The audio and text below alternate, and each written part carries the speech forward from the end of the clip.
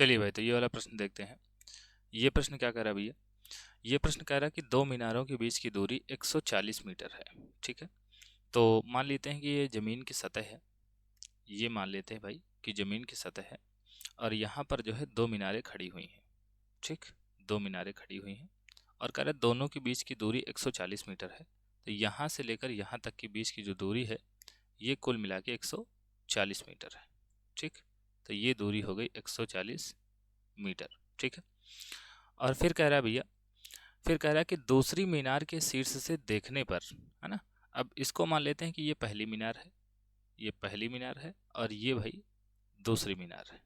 ठीक, तो कह रहा है कि दूसरी मीनार के शीर्ष से देखने पर प्रथम मीनार के शीर्ष का उन्नयन कोण। ठीक है, तो ये जो दूसरी मीनार है, इसके शीर्ष से जो पहली मीनार है, इसके शीर्ष का उन्नयन कोण 30 डिग्री है। ठीक है, तो अब देखो भाई, अगर किसी चीज से उन्नयन कोण बनाना हो, है ना, किसी बिंदु से उन्नयन कोण बनाना हो, तो उन्नयन कोण हमेशा हम ऊपर की तरफ बनाते हैं, है ना, क्योंकि उन्नयन कोण जो होता है वो नीचे से ऊपर की तरफ बनता है। ठीक है, इसका मतलब पहली मीनार की ऊंचाई ज़्यादा है और दूसरे मीनार की ऊंचाई कम है। ठीक है, तो हम क्या करेंगे, पहली मीनार की ऊंचाई को थोड़ा सा और बढ़ाएंगे। ठीक है, तो यहाँ से हमने थोड़ी सी ऊंचाई और बढ़ा दी, और यहाँ पर हमने क्या किया भाई, दूसरी मीनार के शीर्ष से पहली मीनार के शीर्ष पर उन्नयन कोण बना दिया।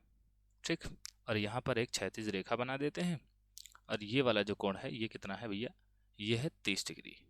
ठीक है, तो आपको ये बात समझ में आई होगी कि ये डायग्राम हमने कैसे बनाया है ना। अब पहली मीनार मान लेते हैं कि भाई ए बी है ना, पहली मीनार मान लेते हैं ए बी है, और दूसरी मीनार मान लेते हैं कि सी डी है। ठीक, और फिर आगे कह रहा है कि यदि दूसरे मीनार की ऊंचाई 60 मीटर हो। ठीक है, तो यहाँ पर ये वाली जो मीनार है, ये वाली जो मीनार है, इसकी ऊंचाई है 60 मीटर। ठीक, इस वाली मीनार की ऊंचाई हो गई 60 मीटर। तो प्रथम मीनार की ऊंचाई ज्ञात कीजिए, यानी कि हमें ए बी की ऊंचाई, ए बी कितना है ये बताना है। ठीक है, अब ये बिंदु ए हो गया, ये बी, ये सी, ये डी, और इसको मान लेते हैं ये ई हो गया। ठीक है, तो अब हमें पता है भाई कि अगर सी डी 60 मीटर है, तो ई बी भी क्या होगा, ये भी होगा 60 मीटर, है ना, ये भी कितना होगा, ये हो जाएगा 60 मीटर। ठीक, इसी तरीके से ये अगर 140 है, तो ये भी कितना हो जाएगा, यानी कि बी डी 140 है, तो ये सी ई भी कितना हो जाएगा, 140। ठीक है, तो यहाँ पर हम लिख देते हैं भाई, यहाँ पर क्या लिखेंगे, यहाँ पर लिखेंगे कि भाई जो ई बी है, ई बी है, ये किसके बराबर होगा भैया, ई बी बराबर होगा सी डी के।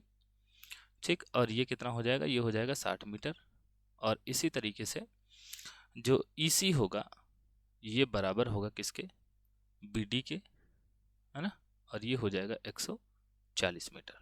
ठीक है, तो ये बराबर है इसके, तो ये अगर 60 मीटर है तो ये भी 60 मीटर है, और ये जो EC है, ये बराबर है BD के, तो ये अगर 140 मीटर है तो ये भी 140 मीटर है। ठीक है, अब देखिए भैया, अगर हमें AB पता लगाना है ना, AB ही पहले मीनार मीनार की ऊंचाई है, तो अगर AB पता लगाना है तो हमें EB तो पता है, AE और हम पता लगा लें, है ना, क्योंकि भाई AB बराबर क्या है, AB किन दोनों चीज़ों से मिलकर बना है, AE और EB से मिलकर।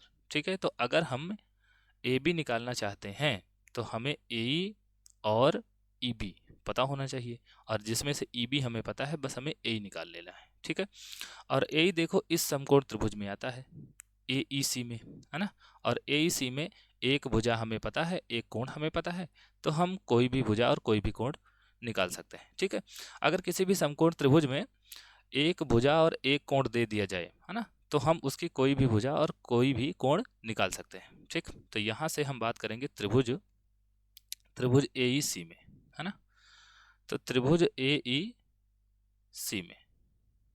ठीक, यहाँ से हमें निकालना है AE, तो जो निकालना होता है उसको ऊपर रखते हैं, और जो पता होता है उसको नीचे रखते हैं, है ना, जिन दो भुजाओं में जो हमें पता है उसको नीचे रखते हैं, जो हमें निकालना है उसको ऊपर रखते हैं। ठीक है, तो AE बटा EC, और AE क्या है, लंब है, और EC क्या है, आधार है, और लंब बटे आधार क्या बनता है भैया, ये बनता है tan थीटा।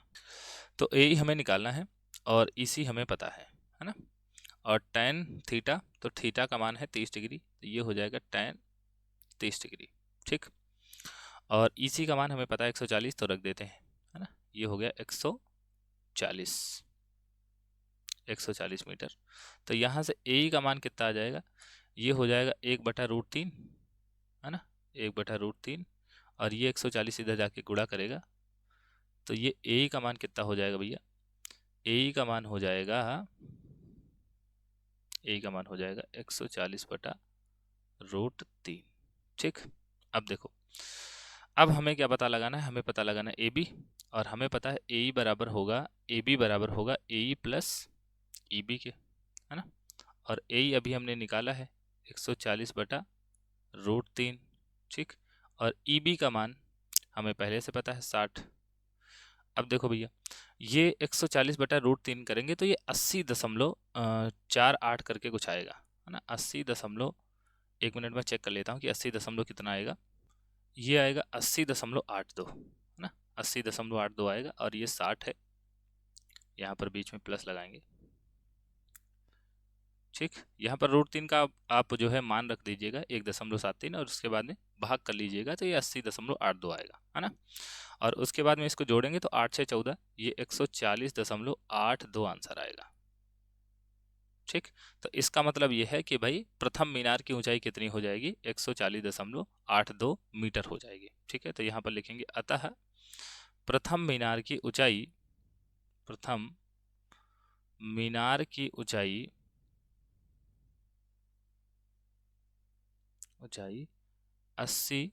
नहीं 140 है ना, 140.82 मीटर है। ठीक भाई, तो ये एकदम आसान सा प्रश्न था। आशा है ये प्रश्न आपको समझ में आया होगा और ये वीडियो आपको पसंद आई होगी। अगर भाई ये प्रश्न आपको समझ में आया है, और अगर आप जो है चैनल पर नए हैं तो भाई चैनल को सब्सक्राइब करके ज़रूर जाएं। बाकी अगर वीडियो पसंद आई हो तो वीडियो को लाइक करें और एक बढ़िया सा कमेंट लिखें, ताकि जो है हमको भी कुछ अच्छा लगे और समझ में आए कि भाई आप लोगों को वीडियो मतलब क्वेश्चन समझ में आ रहे हैं। ठीक है, तो मिलते हैं अगली वीडियो में, तब तक के लिए धन्यवाद।